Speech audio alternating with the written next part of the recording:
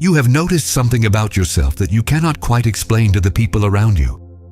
There is a pulling back, a quiet retreat from conversations that used to feel normal, from gatherings that used to feel necessary, from the noise of a world that now seems to produce more heat than light.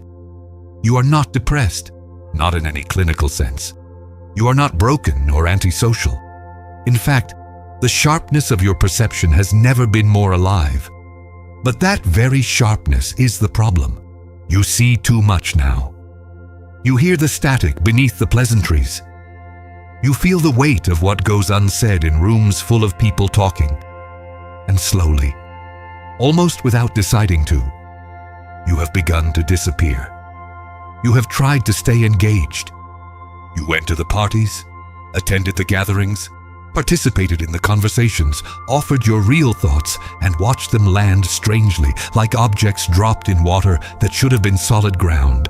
You learned to smile at the right moments, to nod along, to compress the fullness of what you see into smaller, safer containers. But compression takes energy, and after a while the cost of performing normalcy in spaces that feel increasingly unreal becomes a kind of slow drain on something essential in you. So you leave earlier. You cancel more often. You find yourself preferring the company of silence to the company of people who seem to be living in a slightly different, slightly shallower version of the world you inhabit.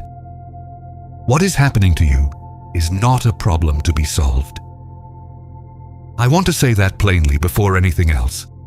The withdrawal you are experiencing, this careful pulling of yourself out of the social current, is not a symptom of dysfunction.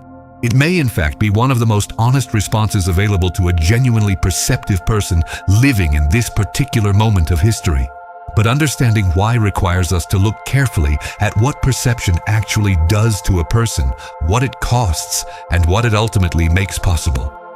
If this is touching something real in your experience, consider subscribing. I explore these territories every week, and I would be honored to have you along for the journey. Hannah Arendt, one of the most penetrating political philosophers of the 20th century, spent her life examining the relationship between the thinking individual and the social world. She was fascinated by what she called the life of the mind, the interior activity of thought that she saw as fundamentally distinct from, and often in tension with, the demands of public life. Arendt observed that genuine thinking, the kind that actually disturbs and reorganizes one's understanding of reality, is by nature a solitary activity. Not lonely, but solitary. There is a crucial difference. Loneliness is the suffering of disconnection. Solitude is the condition that makes real thought possible. And she noticed with characteristic precision that modern social life has a powerful tendency to colonize solitude, to fill every available silence with distraction, opinion, and the constant performance of belonging. What strikes me about Arendt's analysis is how well it describes something many people are experiencing right now without quite having the language for it. There is a particular kind of clarity that arrives in a person's life, sometimes gradually and sometimes all at once, that fundamentally changes how they experience social interaction. It is not cynicism, though it can look like cynicism from the outside. It is more like a shift in resolution. The world suddenly appears in higher definition, and in that higher definition, many things that previously seemed solid reveal themselves as thin, as performed, as constructed from habit and fear rather than genuine meaning. When you begin to see this, ordinary conversation becomes strange. The scripts people run, the identities they maintain, the anxieties they dress up as opinions, all of it becomes visible in a way that is difficult to unsee. I know many of you watching this have never been able to name what has been happening to you. You have wondered if something is wrong with you, if you have become arrogant or cold, if the distance you feel from others is a character flaw rather than a form of sight. How long have you been carrying this alone? This sense of being present in rooms where everyone else seems to be playing by rules you no longer believe in? If the words feel hard to form right now, just type this in the comments. I see it too.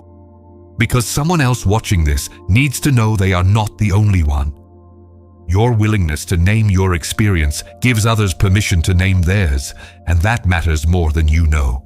The conventional interpretation of social withdrawal is almost always pathological.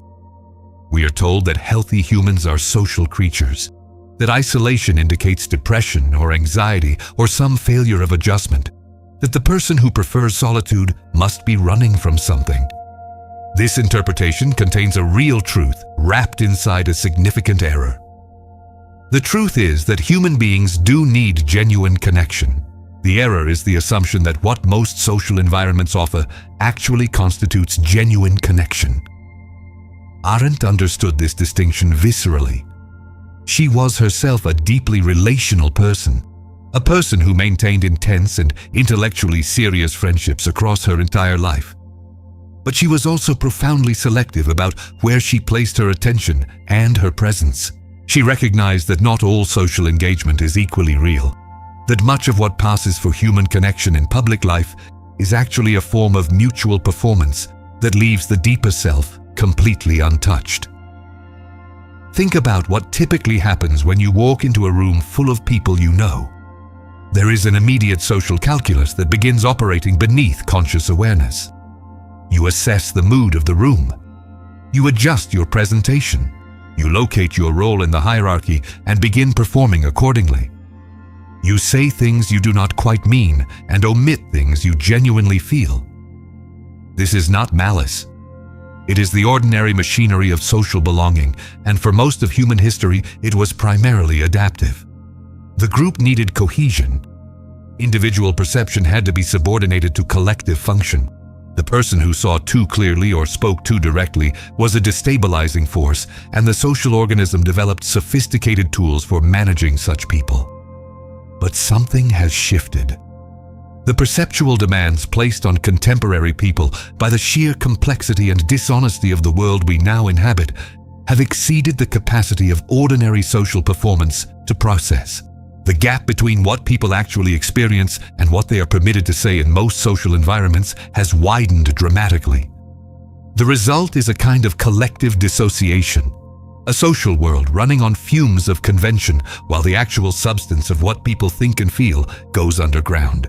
Lucid people, people whose inner clarity has outpaced their tolerance for performed reality, are the ones most likely to feel this gap as physically uncomfortable as a kind of friction between their interior world and the exterior stage they are expected to inhabit. Here is the reframe I want to offer you. The withdrawal you are experiencing is not a retreat from life.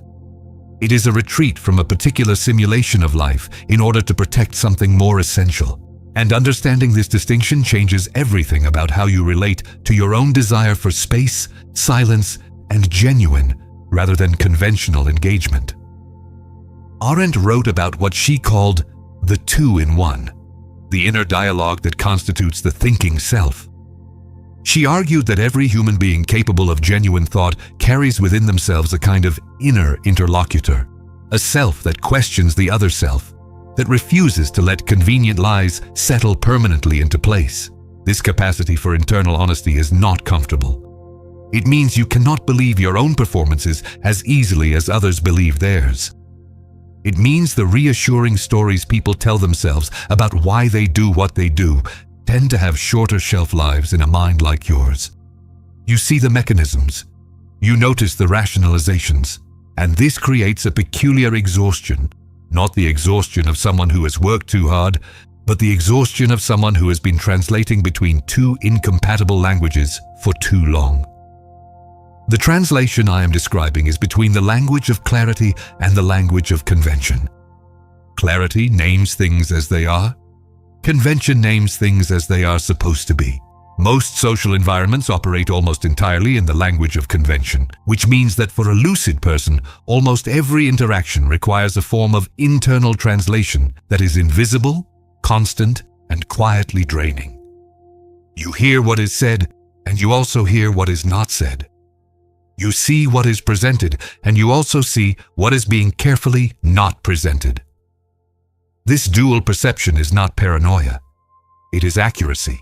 And accuracy in a world that has largely agreed to be somewhat inaccurate is an isolating condition. If what I am exploring here resonates with something you have been living, then I want to invite you into this community of thinkers. There are many people who come to this channel not because they want to be told what to believe, but because they are looking for serious company in the questions they cannot stop asking. If that is you, I would be honored to have you subscribe and join us. What does this mean for how you ought to live? This is where Arendt's thought becomes genuinely useful rather than simply descriptive. She did not romanticize withdrawal. She was not an advocate for hermetic isolation as a spiritual ideal. What she understood, and what I think is crucial here, is that solitude and genuine engagement are not opposites. They are complements. The withdrawal you are drawn to is not the end of the story. It is a necessary condition for a different and more honest form of presence. When you stop performing belonging, you create the possibility of actually belonging. When you stop speaking the language of convention, you create the conditions in which genuine speech might become possible. The risk, and Arendt was clear about this risk, is what she called worldlessness. The condition of a person so withdrawn from shared reality that they lose their capacity to act in the common world at all.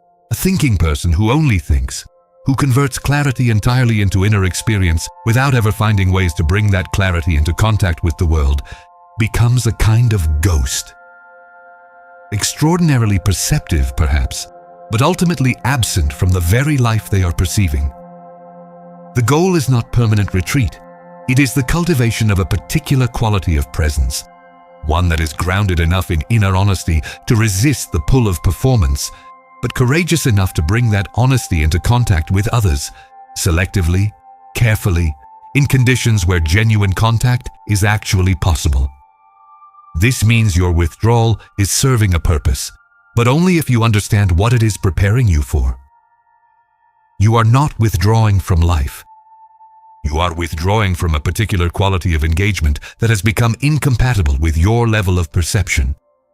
You are creating the conditions for a different way of being with others, one that does not require you to compress yourself into shapes that fit badly, one that allows you to bring the full quality of your attention to the moments and the people that can actually receive it. There is something worth understanding about the kind of relationships that become possible on the other side of this withdrawal. They are fewer. They are less comfortable in certain superficial ways. They are also incomparably more real. The person who has stopped performing belonging can recognize another person who has also stopped performing, and the conversation that becomes possible between two people who are not managing each other's perceptions is a different order of experience entirely. Not pleasant in the easy way of social performance, but alive in a way that performance can never be. Arendt spoke of natality, the human capacity for genuine beginning, for action that introduces something genuinely new into the world. She saw this capacity as the deepest expression of human freedom, and what I notice is that this capacity requires a certain relationship to clarity. The person who has surrendered their perception to social convenience is not capable of natality in any deep sense. They can produce novelty within existing forms, but genuine beginning, the kind of action that actually changes something rather than rearranging what is already there, requires the willingness to see reality as it is rather than as convention describes it. Your withdrawal, your insistence on the accuracy of your own perception, even when the accuracy costs you social ease, is not a failure of sociality. It is a preparation for a more genuine kind of action. If what we have been exploring together has illuminated something in your experience, I want you to know that you are part of a larger movement of minds that is less visible than it should be. There are many of us who have pulled back from the noise, who are sitting with these difficult perceptions, who are learning to trust the clarity that arrived uninvited and refused to leave. I create these explorations for people who are done pretending that conventional answers are adequate, who want to understand their experience with genuine depth. If that is you, please subscribe. Not because you need more content, but because this journey is better made with companions who are asking the same serious questions. And please comment below. Tell me what you recognize in what I have described. Tell me what your withdrawal has cost you and what it has given you. I read every response, And what you share consistently reveals dimensions of these questions that I had not fully considered. You began this video feeling something you may have struggled to name, that strange friction between your inner world and the social world you are asked to inhabit, that exhaustion of perpetual translation, that quiet preference for the company of your own honest perception over the company of performance. What I want to leave you with is this: your withdrawal is intelligent. It is a form of self-preservation that is also paradoxically a form of preparation. The world does not need more people who have successfully learned to perform normalcy within systems that have normalized dishonesty. It needs people who have kept their perception intact, who have refused to bargain away their clarity for the comfort of belonging, who are learning to bring the quality of their inner honesty into forms of contact that are actually worthy of it. Your solitude is not your failure. It is your foundation, and what you build from it, what you bring back from the interior into genuine engagement with the world, that is where your real contribution begins.